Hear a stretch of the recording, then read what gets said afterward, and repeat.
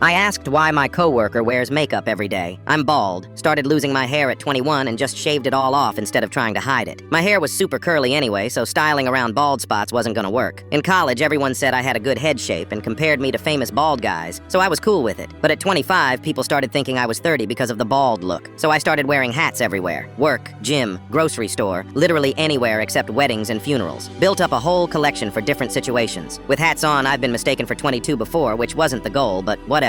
My plan was to wear them until 30, then stop when my actual age matched how old I looked. I work in tech marketing and the dress code is super casual. My bosses show up in hoodies and hats sometimes, so nobody cares. Last month we hired this new woman named Beverly, who's probably late 30s. She joined our team and seemed fine at first, but had this way of asking questions that felt like she was judging you. We were in this long, boring meeting going over quarterly reports when Beverly turned to me with this smirk and said, "Can I ask you a question?" I thought she was gonna ask about work stuff since we'd been talking about our professional backgrounds, so I said, "Yeah, sure, what's up?" She goes, "Why do you always wear hats?" I wasn't expecting that. I just said I like hats. She wasn't done though. She leaned back in her chair and said, "But every day though." So I explained, "Yeah, I'm bald. I like my head shape, but I don't want to look like I'm 35, so I wear hats for now. Plus I look good in them." I realized after I said 35 that she's probably around that age or older and might have been offended, but whatever. Beverly crossed her arms and said, 29 and wearing hats every day to hide. Wow, that pissed me off. She made it sound pathetic. So I looked right at her and said, "Well, since you started here, I've seen you wear makeup every day, even on casual Fridays, even on work-from-home video calls. So why do you wear makeup every day?" Someone at the table let out this muffled laugh, but you could feel how tense it got. Beverly's face went red and she said, "That's a sexist question." I shook my head. "How is it sexist? Other women in this office don't wear makeup every day. My boyfriend wears makeup when we go to fancy events sometimes. He just doesn't do it every day. So I'm asking you the same question you asked me. Why do you wear makeup every day?" She opened her mouth, then closed it. Our manager, Greg, cleared his throat and said, "Maybe we should get back to the reports." Beverly didn't say anything for the rest of the meeting. She kept looking down at her notebook and wouldn't make eye contact with anyone. After the meeting ended, everyone packed up their stuff quick and left. I was putting my laptop in my bag when Greg came over and asked to talk in his office. I followed him thinking I was about to get in trouble. He closed the door and sat on the edge of his desk. He said Beverly filed a complaint about me being sexist and creating a hostile work environment. I started to defend myself, but he held up his hand. He said he reviewed what happened with HR and they agreed I didn't do anything wrong. I asked the same type of question she asked me. It was a direct comparison, not a sexist attack. Greg said Beverly has been doing this kind of thing since she started. Asking personal questions, then playing victim when people push back HR had already gotten 2 other complaints about her from different departments. He said I was fine,